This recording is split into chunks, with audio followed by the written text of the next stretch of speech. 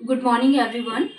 जैसा कि हमने केमिस्ट्री स्टार्ट किया था, एसिड बेस एंड सॉल्ट हमारा टॉपिक था। एसिड बेल्ट एंड सॉल्ट में हमने स्टार्ट किया था रासायनिक यौगिक, जिसको इंग्लिश में केमिस्ट्री कंपाउंड बोला सॉरी केमिकल कंपाउंड बोला जाता है। तीन टाइप का होता है: अम्ल, क्षार, लवण। Acid, base and salt. Next हम यहाँ पे आज के टॉपिक में पढ़ने वाले हैं कि अकार्बनिक अम्ल क्या होते हैं, इसके एग्जांपल्स के बारे में स्टडी करेंगे। तो फर्स्ट हम लोग देख लेते हैं कि कार्बनिक अम्ल होता क्या है। तो कार्बनिक अम्ल को क्या बोलते हैं? Organic acid. तो कार्बनिक अम्ल वो होते हैं ऐसे अम्ल जो विभिन्न प्राकृतिक स्रोतों जैसे पादपों एवं जंतुओं से प्राप्त किए जाते हैं, उनको हम क्या कहते हैं? कार्बनिक अम्ल। मतलब जिनमें कार्बन सी अनिवार्य रूप से उपस्थित होता, उनको हम क्या कहते हैं? ऑर्गेनिक एसिड बोला जाता है। अगर हम बात करें कि अकार्बनिक अम्ल क्या होता है, तो अकार्बनिक अम्ल को खनिज भी कहते हैं। वो अम्ल, अकार्बनिक अम्ल और खनिज अम्ल वे अम्ल है जिनको प्राकृतिक रूप से प्राप्त नहीं करते हैं, तथा जिनमें जो हाइड्रोजन तथा आधात्मिक तत्व उपस्थित होते हैं, बल्कि इन्हें अकार्बनिक खनिज या फिर खनिज अम्ल से प्राप्त करते हैं। तो ये क्या कहलाता है? Inorganic chemistry. जैसे कि H2SO4 क्या होगा यहाँ पे? हाइड्रोजन सल्फेट एंड हाइड्रोक्लोरिक अम्ल और नाइट्रिक अम्ल। इन्हें क्या बेंच अम्ल भी बोला जाता है। अकार्बनिक अम्ल को बेंच अम्ल भी बोला जाता है। अगर हम यहाँ पे इसके एग्जाम्पल्स के लिए बात करें, तो अकार्बनिक अम्ल के एग्जाम्पल क्या होते हैं? HCl हो गया। और HCl के बाद अगर हम बात करें तो जैसे कि नाइट्रिक अम्ल HNO3, नाइट्रिक अम्ल जैसे कि हम H3PO4 फॉस, क्या आ जाएगा यहाँ पे? फॉस्फोरिक एसिड हो गया ये। फॉस्फोरिक एसिड और बोरिक एसिड अगर हम बात करें यहाँ पे, तो ये क्या हो गया यहाँ पे? बोरिक एसिड हो गया, बोरिक एसिड। तो ये जो एग्जाम्पल है हाइड्रोक्लोरिक अम्ल, नाइट्रिक अम्ल एंड H3PO4 क्या? फॉस्फोरिक एसिड और फॉस्फोरिक एसिड और बोरिक एसिड। तो ये जो एग्जाम्पल्स हैं ये आरआरबी एनटीपीसी में पूछा हुआ है।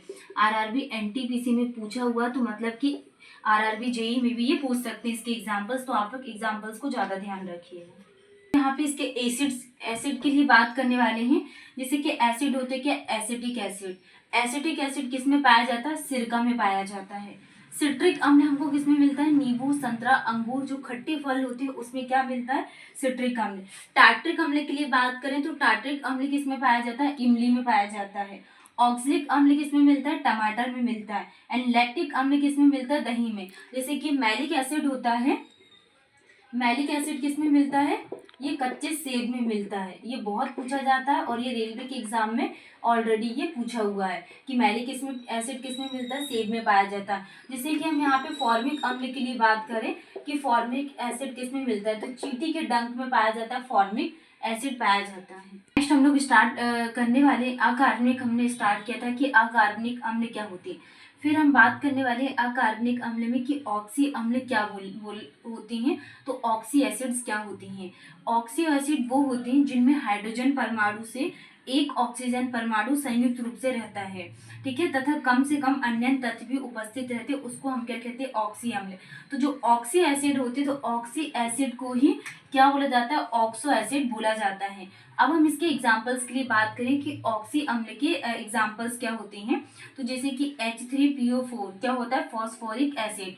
इसको क्या बोला जाता है? Phosphoric acid. तो इसमें यही बोला गया था कि हाइड्रोजन परमाणु से एक ऑक्सीजन परमाणु संयुक्त रहता है, तो इसको हम क्या कहते हैं? फॉस्फोरिक अम्ल। ठीक है। इसका नाइट्रिक अम्ल के लिए बात करें कि नाइट्रिक एसिड का फॉर्मूला होता है क्या? HNO3। अगर हम यहाँ पे हाइड्रा एसिड के लिए बात करें तो हाइड्रा एसिड वे एसिड होते हैं जो ऑक्सीजन, जिनमें ऑक्सीजन नहीं पाया जाता है। जैसे कि यहाँ पे क्या ऑक्सीजन नहीं पाया जाता, मतलब कि HCl, इसमें ऑक्सीजन है क्या?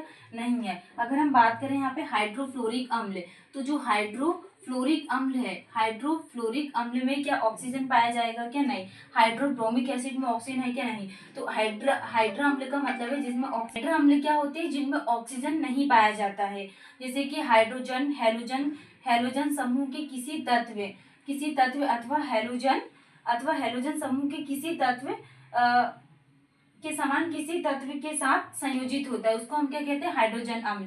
तो इसके एग्जाम्पल्स के लिए बात करें तो हाइड्रा अम्ल के एग्जाम्पल होता है क्या? HCl, हाइड्रोक्लोरिक अम्ल एंड हाइड्रोफ्लोरिक अम्ल होता है। और हाइड्रोब्रोमिक अम्ल क्या होता है? हाइड्रोब्रोमिक अम्ल। तो इसके जो एग्जाम्पल्स है ये बहुत इंपॉर्टेंट है एग्जाम के पॉइंट ऑफ व्यू से। हाइड्रोक्लोरिक अम्ल, हाइड्रोफ्लोरिक अम्ल एंड हाइड्रोब्रोमिक अम्ल। जैसे इसमें हमने बात की थी phosphoric acid and nitric acid. तो बात करने वाले यहाँ पे प्रबल अम्ल की। तो प्रबल अम्ल को क्या बोला जाता है? Strong acid. अगर हमारे पास कोई एसिड है एंड एक कोई वाटर का कंटेनर है, ये क्या है? कोई वाटर का कंटेनर है, और अगर हम यहाँ पे ये एसिड है, अगर ये एसिड को यहाँ पे इसको क्या कर रहे हैं, यहाँ पे रख रहे हैं, तो एसिड क्या होगा? यहाँ पे पूर्णतः आयनित हो जाती है। तो ये एसिड पूर्णतः आयनित हो जाता है जलीय विलयन में। तो इस प्रोसेस को हम क्या बोलते हैं? प्रबल अम्ल। तो जो जलीय विलयन में पूर्णतः आयनित हो जाते हैं उनको प्रबल अम्ल बोलते हैं।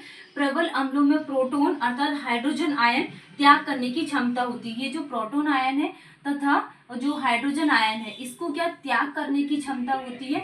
इस प्रोसेस को हम क्या कहते हैं? यहाँ पे स्ट्रॉन्ग एसिड बोलते हैं। अर्थात प्रबल अम्ल अपने संघटक तत्वों के आयनों में विघटित हो जाते हैं।